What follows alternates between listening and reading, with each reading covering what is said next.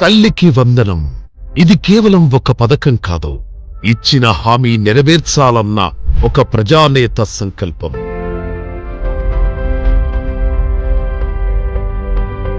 ఎన్ని ఆర్థిక ఇబ్బందులు ఉన్నా ఒక్క రోజులో ఒక పథకానికి 10,091 కోట్లు, ఏకంగా 67,27,164 మంది లబ్ధిదారులు. ఇది ఒక రికార్డ్.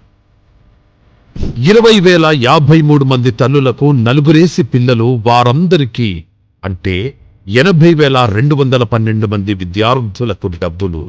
దీని వెనక చంద్రబాబు గారి దార్శనిక ఆలోచనలు అద్భుతం, లక్ష్యాలు అనేకం.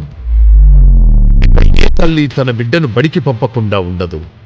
ఏ విద్యార్థి కూడా పేదరికం కారణంగా బడికి దూరం కాడు. ఏ ఒక్కరు కూడా చదువులేని కారణంగా పేదరికంలో ఉండిపోయానని బాధపడదు.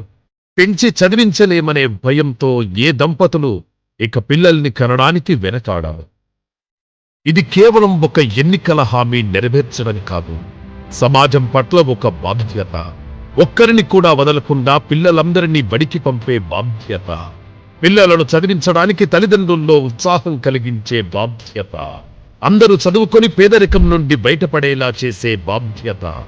పిల్లల్ని కంటే ఆర్థిక ఇబ్బందులు వస్తాయనే భయం నుంచి దంపతులను బయటపడేసే బాధ్యత. అందుకే ఇది కేవలం ఒక హామీ నెరవేర్చడం కాదు, ఇది ఒక సామాజిక విప్లవం.